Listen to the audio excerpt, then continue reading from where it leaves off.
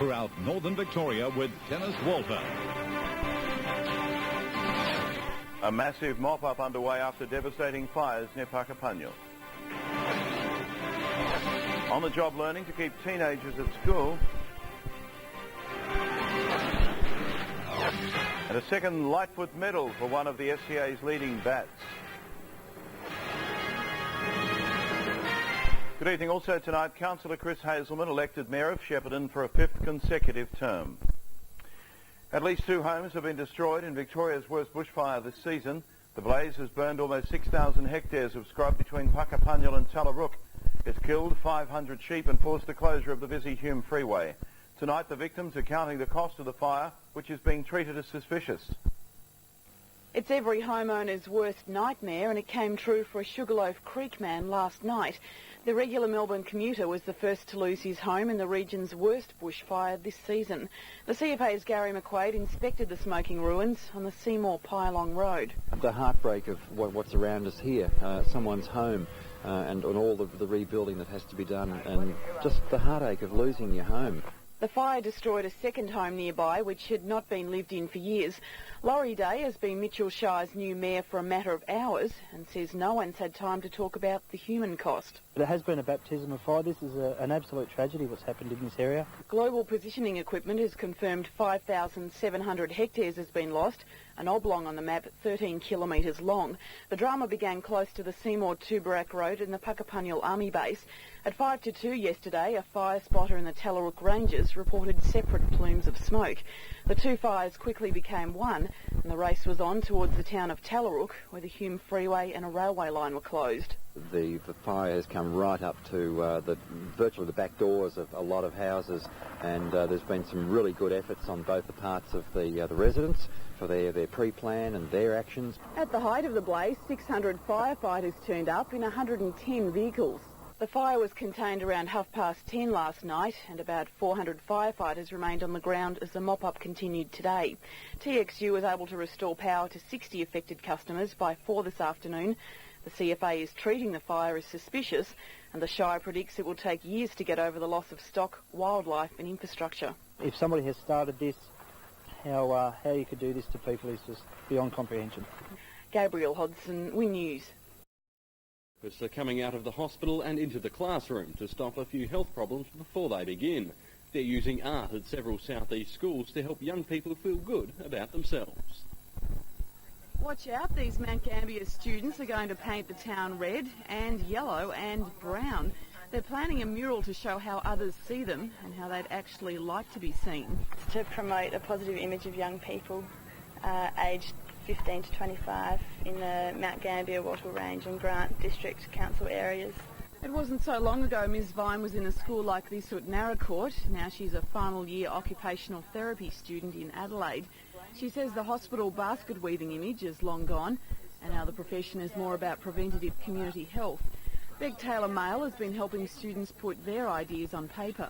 A lot of things came up around feelings of depression, and also like that they're viewed as rebels and fast driving and drunks and druggies and things like that. But really they want to be viewed as that diverse people and artistic, but that they have a positive future and can give things a go. I think we were portrayed pretty negatively as like drug addicts and alcoholics and irresponsible. I'd like them to be portrayed as people that do have a say in sort of things, and like as actual people rather than just part of the mass. Really, there's more to us and there's a more mature side to us that we would like them to see. The group is still in the planning stage, wants the mural to be as public as possible, and wants to hear from anyone with a wall to spare. We're here to have a lot of fun with the students and for them to be really hands-on and give them a voice within the community and have a go. And local councils and community health services are backing the pair. They're also working on projects at Allendale East Area School, Millicent High and Tennyson Woods. Has turned on some great weather for the Great Outdoors theme at Lucindale.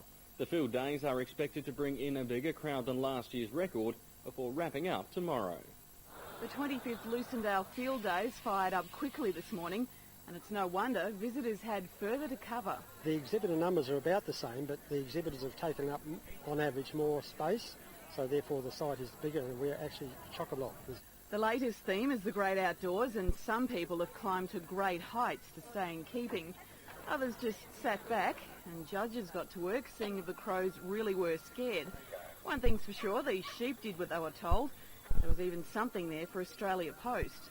And the bottom cage is a recycled air conditioning cage made up by James Brinkworth of Willalook. He's 8 years old. On a normal day, Lucindale has just 470 people. With over 25,000 expected through the gates, it's a great place to launch new products. There are 16 new releases on site. It's for the people to go and find out, I think, and just look around and find them for themselves, because they will stand out. So what brings so many people back each year? It's not just the same old thing, because we've always introduced new things, like the kids have got Old MacDonald's Farm here this year. If you want to catch the last day, gates open in the morning at 8:30 and close at sunset. Dennis Walter. A Goulburn River drowning claims the life of a 5-year-old boy. A haystack arsonist stretches fire resources to the limit. And a gold medal haul for Shepparton cyclists.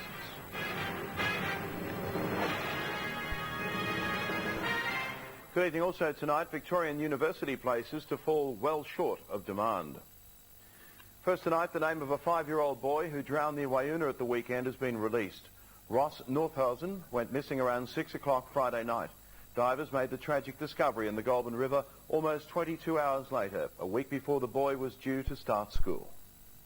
Around 5:30 on Friday afternoon, Ross Northhausen arrived at Simpson's Bend with his parents and 5 siblings. Minutes later, the 5-year-old vanished, wearing only his bathers. Within half an hour, a full-scale search began, and hundreds of locals were combing the bush around the Goulburn River. From 6 o'clock through to 11, there were people out. The helicopter was up, and then all night there were people, you know, sort of on bikes and that sort of thing, just hoping that he would hear us. The official search ended around 11, but some continued through the night, spotlighting waist-high grass up to 10 kilometres away. They put in a massive effort on behalf of Rossi and us, and you just cannot thank them enough. Divers found the youngster's body in 2.5 metres of murky water, almost 22 hours after he disappeared. The site was about 150 metres downstream of the camp. It's believed he entered the river close by and may have slipped on a log. Everyone hoped that he was just out in the bush. Yeah, but unfortunately he wasn't. The Nordhausens say their son was lively, highly intelligent and had an inquisitive mind. Loved to explore and loved to get out and live life to the fullest. Just loved life. Yep. Tiny Ross was looking forward to starting school next week with his older brothers and a sister. There's a huge hole in the world now where it used to be. No, it still is. And the world's lost out on one of the good ones, I'm afraid.